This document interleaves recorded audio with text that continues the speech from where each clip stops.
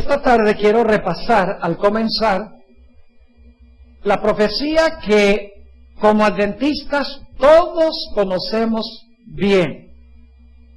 La profecía de Daniel, el capítulo 7.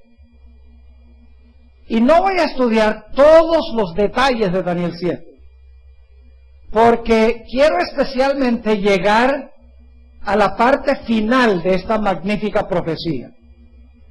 Así que la primera parte del capítulo solamente vamos a repasar. Y ustedes me van a ayudar. En Daniel 7 tenemos 4 bestias. La primera bestia es un león. Ahora díganme ustedes, ¿qué representa el león? Eso estuvo débil. Deben estar fuertes después de haber comido. ¿El león representa qué reino? Babilonia. Mejor, Babilonia. Luego tenemos un oso. ¿El oso representa qué reino? Medo-Persia, muy bien. Luego tenemos una tercera bestia que es un leopardo. ¿Qué representa el leopardo? Grecia. Y luego tenemos una cuarta bestia. Le decimos la bestia espantosa y terrible. Porque no hay nada en este mundo que se parezca a esa bestia. Y esa cuarta bestia representa ¿qué reino? Roma. Ahora, lo que yo quiero que notemos aquí en Daniel 7, porque quiero enfocarme en la cuarta bestia específicamente, esta bestia tiene 4 etapas consecutivas de dominio.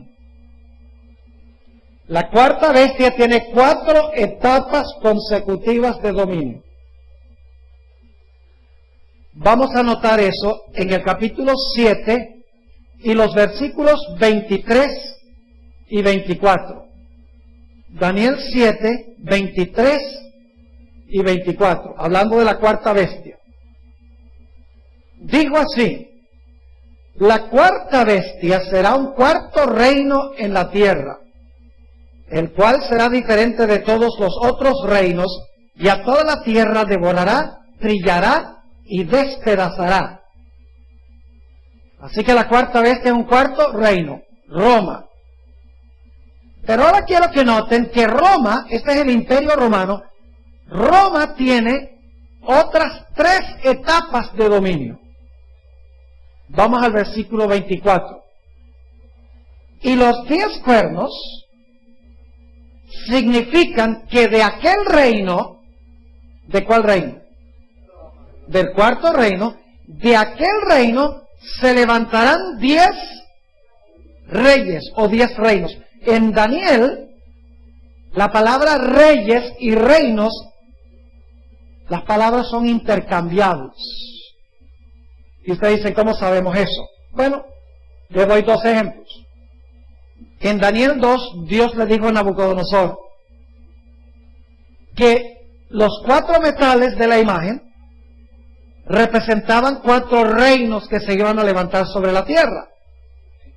Pero cuando Dios le explicó a Nabucodonosor en cuanto al reino de él, el reino de oro, Dios le dijo a Nabucodonosor: tú eres aquella cabeza de oro.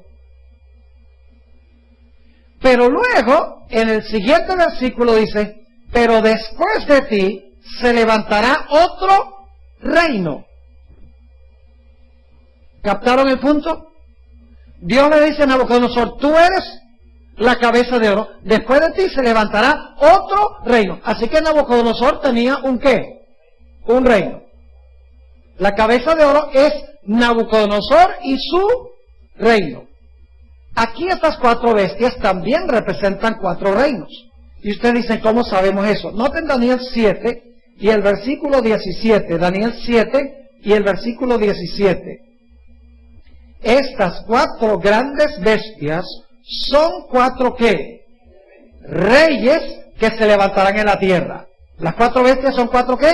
Reyes. Y algunos dicen, pero pastor, usted dijo que eran reinos. Lo que pasa es que reyes y reinos es intercambiable. Fíjense el versículo 23, para que vean que la cuarta bestia es un reino y no solo un rey. Dice, digo así, la cuarta bestia será un cuarto reino en la tierra. Es decir, que las bestias representan reyes que gobiernan sobre reinos. Ahora, volviendo a Daniel 7:24, tenemos esta cuarta bestia, y luego de la cabeza de esta cuarta bestia salen 10 ¿qué? 10 cuernos, y los 10 cuernos representan 10 reinos. Muy bien, 10 reinos. Ahora yo pregunto, ¿esta bestia existía antes que le salieran los cuernos? Pues es lógico. ¿Cómo puede decir que de aquel reino se levantan 10 reinos si el reino no existe todavía? Es decir, el reino existe por un tiempo solo.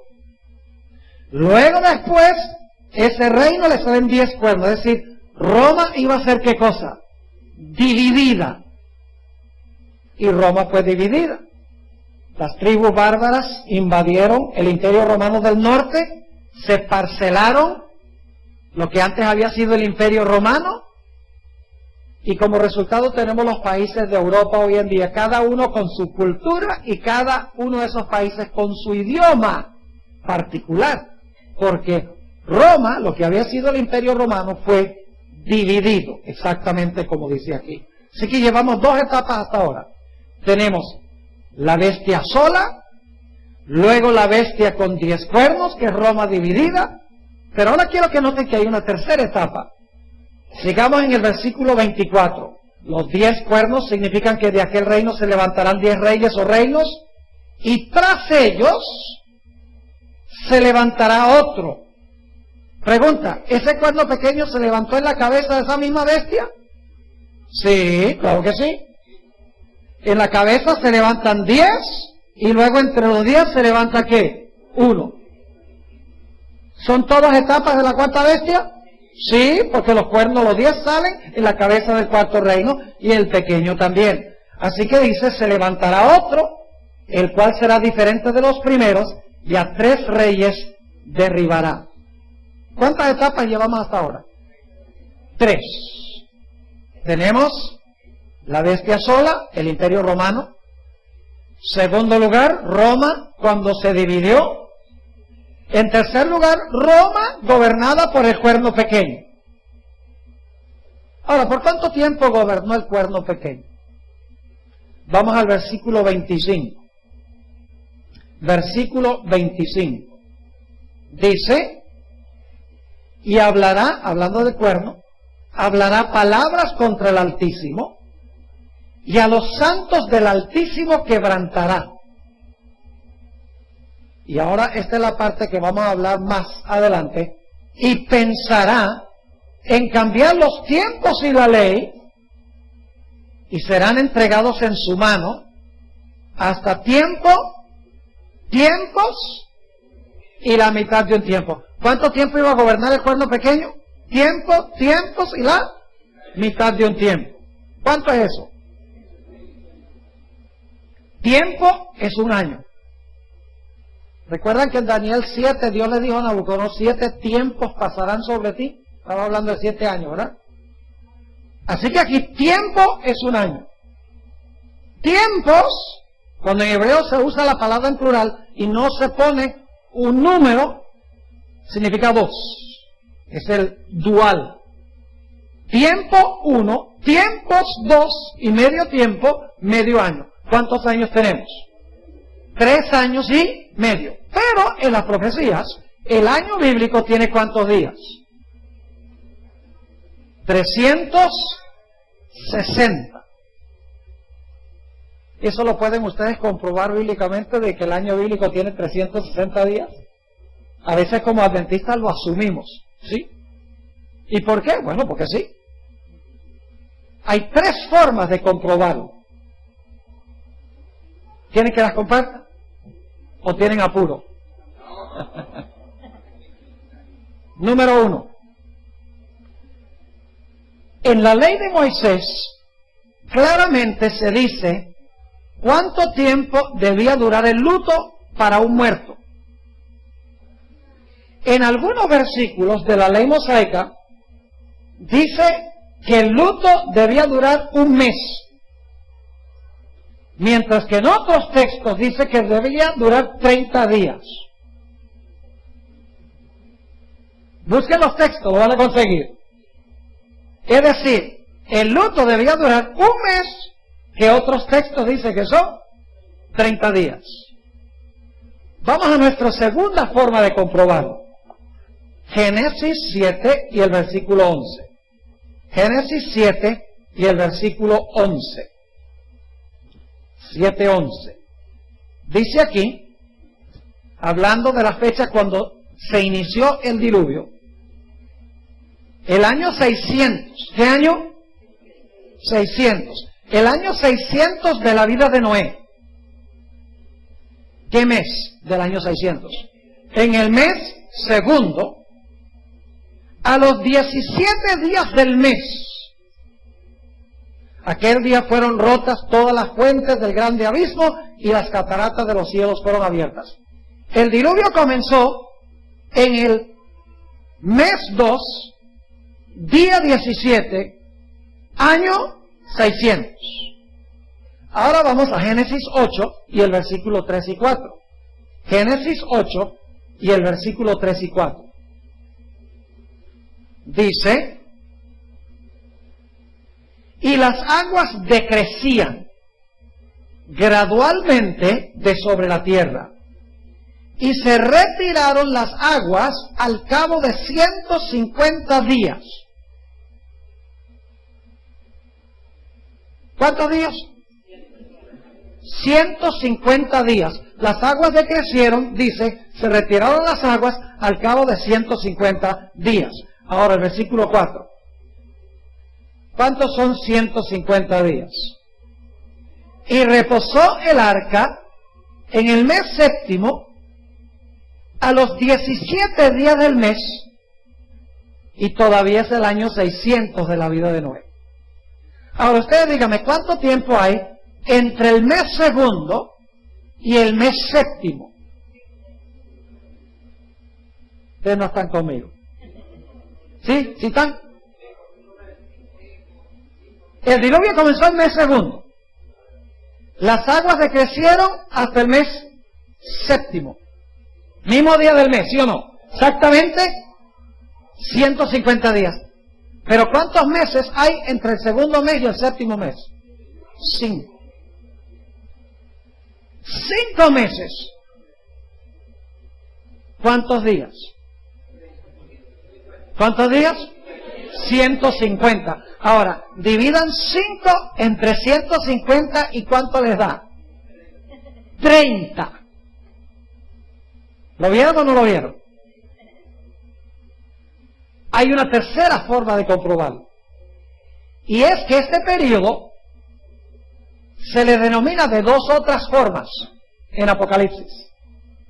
En Apocalipsis se habla de tiempo, tiempos, la mitad de un tiempo. Dicho sea de paso, lo único que tenemos que hacer es multiplicar 3 años y medio, tiempo 1, tiempos 2, medio tiempo, medio año, 3 y medio por 360, que es el número de días que tiene el año. 3,5 por 360. ¿Cuánto les da? 1260 días. En el libro de Apocalipsis se mencionan 1260 días. ¿Sí? Sí se mencionan 1260 días como el tiempo que la iglesia tuvo que huir. Claro que sí. Pero Apocalipsis también se refiere a este periodo como 42 meses. Multipliquen 42 por 30. 42 meses, cada mes 30 días. 42 por 30, ¿cuánto da? 1260. Así que bíblicamente se puede comprobar que el mes bíblico tiene 30 días y que el año bíblico tiene 360. Claro, si el mes bíblico tiene 30, el año tiene que tener 360, porque multiplican 30 por 12, 360. Ahora, no quería tomar todo ese tiempo en ese punto, pero a veces tomamos por sentado algunas cosas y la gente nos pregunta y necesitamos tener una buena respuesta. Ahora tienen tres formas de comprobar este concepto adventista. Y claro, en la Biblia, días equivalen a años. ¿Cuánto tiempo iba a gobernar entonces el cuerno pequeño? 1260 años. Muy bien. ¿Qué representa el cuerno pequeño? El cuerno pequeño representa la iglesia romana, conocido como el papado. Yo pregunto, ¿el papado es romano? ¿Por qué creen que se llama Iglesia Católica Apostólica Romana? ¿Cuál es su idioma? Latín. ¿Dónde tiene su sede?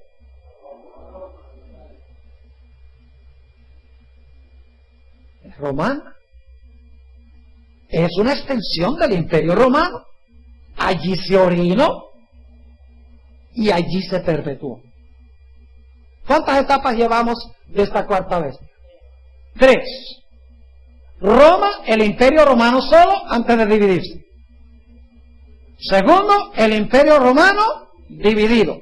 Terminó de dividirse en el año 476 cuando se depuso el último emperador romano que se llamaba Rómulo Aristóbulo.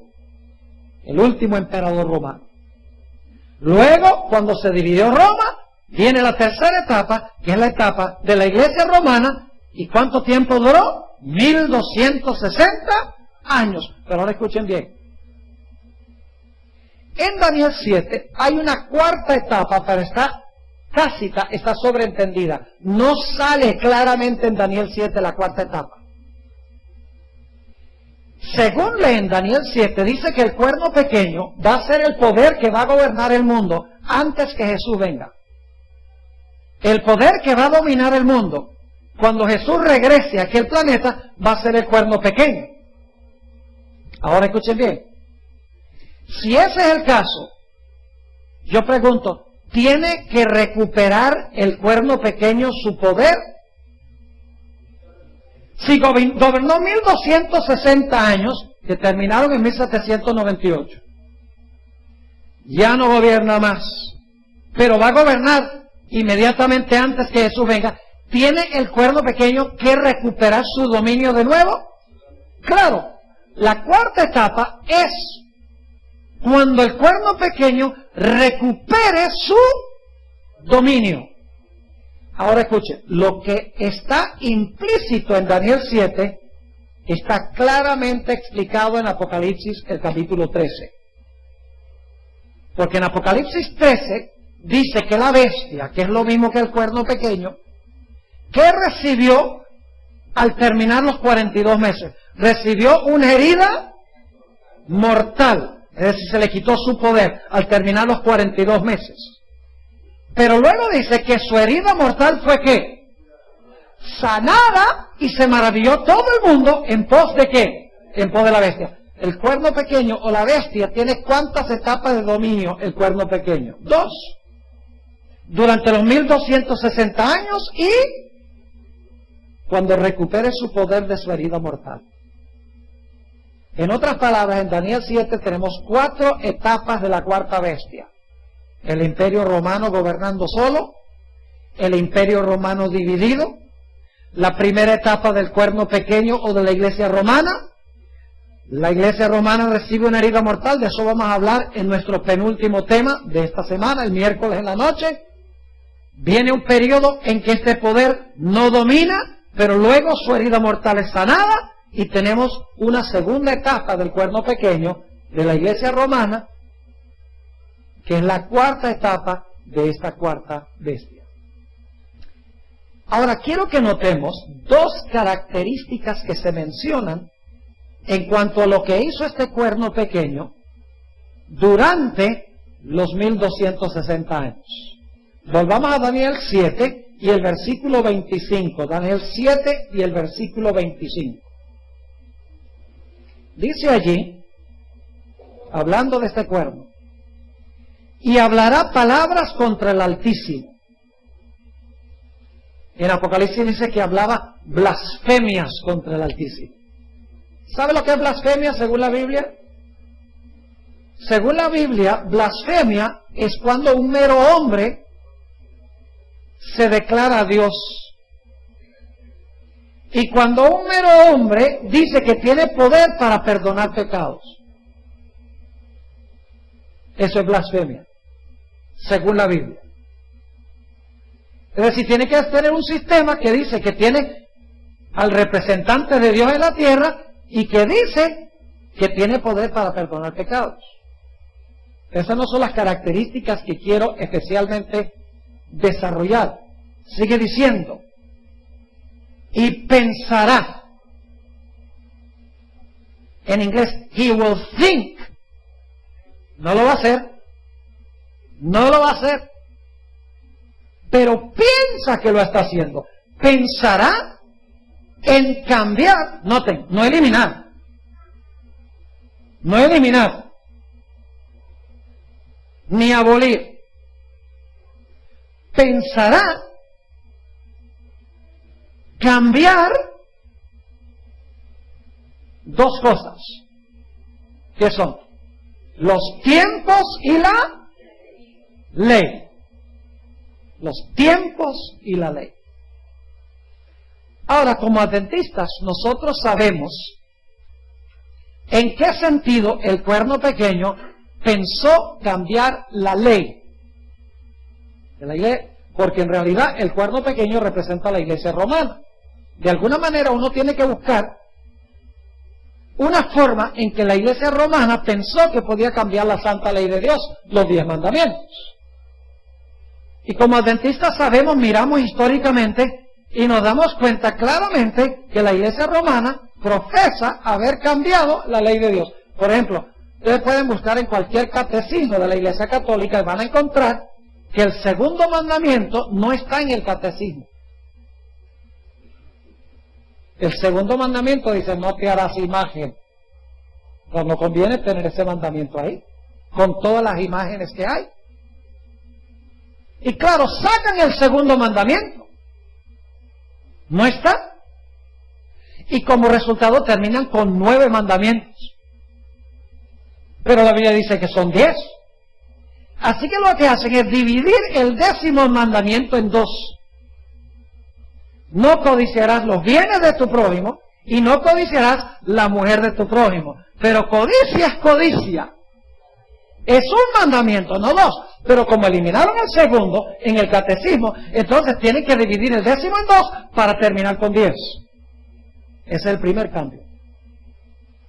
El segundo cambio, que es más serio todavía, o por lo menos igualmente serio, es que la iglesia romana, vez tras vez tras vez, dice, nosotros, por autorización de Cristo, por el poder que Cristo le confirió a la iglesia, hemos cambiado, y usan esa palabra, hemos cambiado el día de reposo del sábado al domingo. ¿Qué día guarda la iglesia romana? El domingo. ¿Por qué guarda el domingo? Tiene que venir mañana en la noche, porque vamos a aprender cosas tremendas mañana en cuanto al día de reposo. Traigan visitas, porque el tema de mañana en la noche va a ser uno de los más importantes de toda la semana. La iglesia romana dice que el domingo es el día que hay que guardar, porque ellos dicen, nosotros cambiamos el día de reposo del sábado al domingo, porque Cristo le confirió esa autoridad a la iglesia. Pensará cambiar la ley. Ahí se encuentra ilustrado vívidamente lo que hizo la iglesia romana durante los 1260 años. Pensó que podía cambiar la santa ley de Dios. Yo lo único que les pregunto, si hay alguien aquí de la iglesia romana, no estoy diciendo que toda la gente que está en la iglesia romana son gente mala, yo creo que hay muchos hijos e hijas verdaderos de Dios en la iglesia romana. Yo creo que la mayoría del pueblo de Dios ahora no está en la iglesia adventista. La mayoría de la iglesia de Dios está fuera de la iglesia adventista. Entre los bautistas, entre los mormones, los testigos de Jehová, entre los católicos, hay millones de hijos de Dios que no conocen esto. Y cuando lo conocen, si son sinceros, y el pastor habla, oyen la voz del pastor y le siguen. Y estoy del pastor, no estoy hablando de este pastor, estoy hablando de Jesús, el buen pastor. Miles de personas, miles de pentecostales están empezando a guardar el sábado, porque lo ven en la Biblia. Miles de pentecostales están empezando a interpretar las profecías de una forma diferente que lo que se interpreta hoy en día. Miles de católicos están aceptando el mensaje bíblico, de que el sábado todavía está vigente, que el sábado es parte integral de la santa ley de Dios. Así que dice aquí que el cuerno pequeño, la iglesia romana, iba a pensar cambiar la ley. Ahora, como adventistas, tenemos mucho que decir en cuanto al cambio de la ley, pero tenemos muy poco de decir en cuanto a lo que significa cambiar los tiempos. Algunos adventistas han dicho, bueno, es lo mismo. Lo que está diciendo es que pensará cambiar los tiempos en la ley. Y claro, el único mandamiento que tiene que ver con tiempo es el sábado, así que pensará cambiar el sábado en la ley. El problema con esa idea es que en el hebreo no dice, bueno, en realidad es arameo, Daniel 7, pero en arameo no dice, pensará cambiar los tiempos en la ley, dice, pensará cambiar los tiempos y la ley. Es decir, iba a pensar cambiar dos cosas diferentes. La ley son los 10 mandamientos. Pero ¿qué significa? Que iba a pensar cambiar los tiempos. A eso quiero dedicarme especialmente en nuestro estudio de esta tarde. Vayan conmigo a Daniel, el capítulo 2 y el versículo 21. Daniel 2 y el versículo 21. Y quiero que noten 3 cosas en este versículo, 3 cosas claves en este versículo. Está hablando de Dios. Dice aquí, hablando de Dios, Él muda. ¿Qué significa mudar? Cambiar, la misma palabra. Él cambia los tiempos y las edades. Otras versiones dicen los tiempos y las oportunidades. Primera cosa, ¿qué es lo que hace Dios? ¿Cambia qué? Los tiempos y las oportunidades. Segundo, quita reyes y pone reyes. Tercero, da la sabiduría a los sabios y la ciencia a los entendidos. ¿Qué 3 cosas hace Dios? 1, cambia los tiempos y las oportunidades. Segundo, quita reyes y pone reyes. En tercer lugar, da sabiduría a los sabios y a los entendidos. Ahora escuchen. Estas 3 ideas de Daniel 2:21 se desarrollan en el resto del capítulo 2 y el capítulo 3. Es decir, en el 2:21 se introducen 3 ideas que se van a desarrollar más ampliamente en el resto del capítulo 2 y el capítulo 3. Pero se van a desarrollar no en este orden, sino que se van a desarrollar en orden inverso.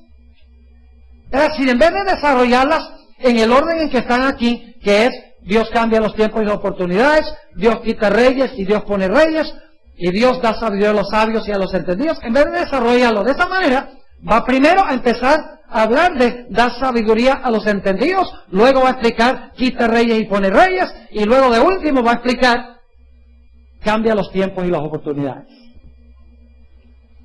Vayan conmigo a Daniel 2:23 para que vean cómo se desarrolla la primera idea. 2:23. Aquí Daniel está orándole a Dios, agradeciéndole porque Dios le mostró el sueño y lo que significaba el sueño del rey Nabucodonosor. Dice, a ti, oh Dios de mis padres,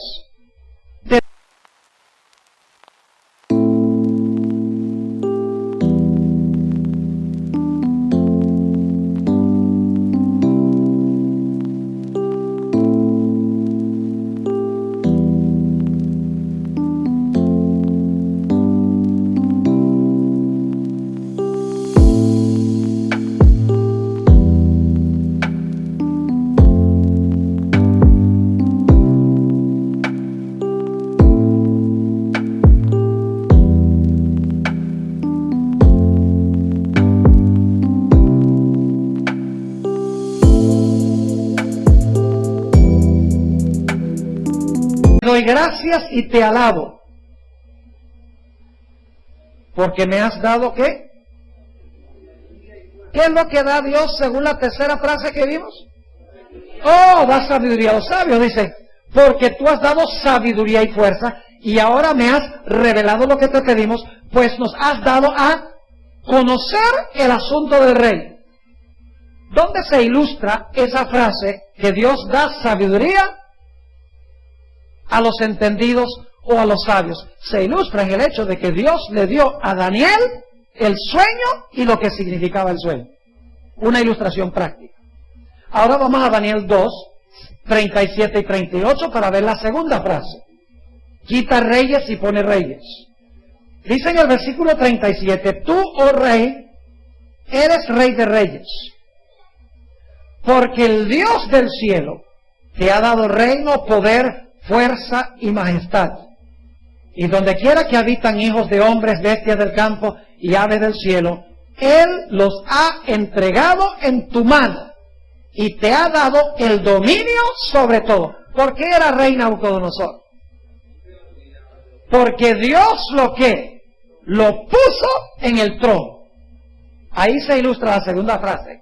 Y no solo allí, sino en el resto de esta visión, se ilustra que Dios pone reyes y quita reyes, porque Dios dice, y después de ti voy a poner otro reino, Medo-Persia, y después de ese reino voy a poner a otro, Grecia, y después de ese va a poner a otro. Es decir, el que controla quién va a reinar soy yo. Dios quita reyes y pone reyes. Y Dios le dio a Daniel sabiduría y entendimiento para saber el sueño del rey y lo que significaba el sueño del rey. Ahora, ¿qué de la tercera frase de que Dios cambia los tiempos y las oportunidades? La palabra tiempos se usa allí. ¿Qué significa eso? Vamos a mirar el marco del capítulo 3. Cuando Dios le mostró a Nabucodonosor esa estatua, cabeza de oro, vientre, pechos de plata, vientre de bronce, piernas de hierro, pies de hierro mezclado con barro, una roca que pegó en los pies de la imagen, desmenuzó todo, se formó una montaña y el reino de Dios cubrió toda la tierra para siempre. Nabucodonosor, cuando escuchó eso, no le gustó lo que Dios le mostró. Yo soy nada más la cabecita de oro. ¡Ah! No, señor. Mi reino no va a ser sucedido por otros reinos. Mi reino va a ser eterno. ¿Y cómo lo expresó Nabucodonosor? En el capítulo 3, mandó a hacer una estatua toda de oro de cabeza a pies. ¿Qué estaba diciendo Nabucodonosor? Estaba diciendo, la historia profética no se va a cumplir como dice Dios, sino que la historia profética se va a cumplir como digo yo. Lo que está tratando de hacer Nabucodonosor es cambiar el calendario profético de Dios. La forma en que se va a desarrollar la historia de las naciones. Él está diciendo, la profecía no se va a cumplir como dice Dios, la profecía se va a cumplir como digo yo. En ese sentido, Nabucodonosor está tratando de cambiar los tiempos y las oportunidades que Dios ha establecido en su calendario profético. Está tratando de cambiar la profecía, en otras palabras. Ahora, examinemos un poquito más detenidamente esta palabra tiempos. Lo que quiero mostrarles es que la palabra tiempos y también la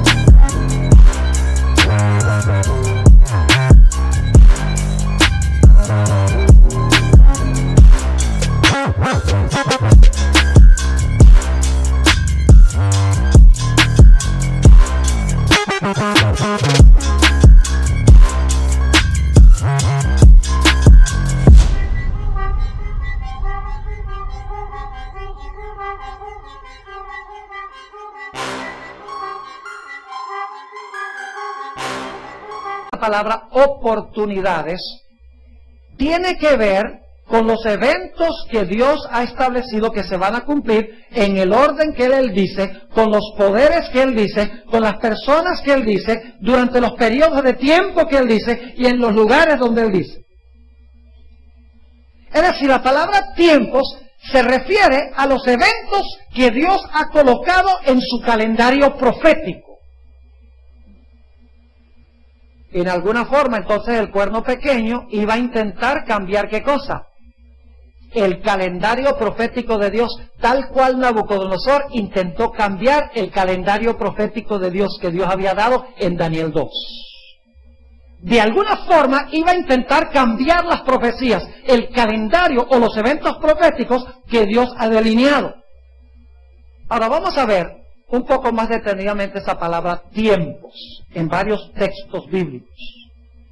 Vamos a Daniel 4 y el versículo 25. Daniel 4 y el versículo 25. Está hablando de la locura de Nabucodonosor.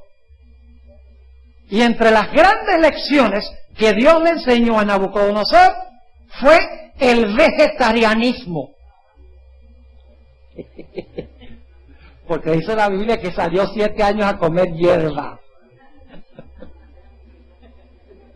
Y fíjense que a los 7 años se le aclaró la mente.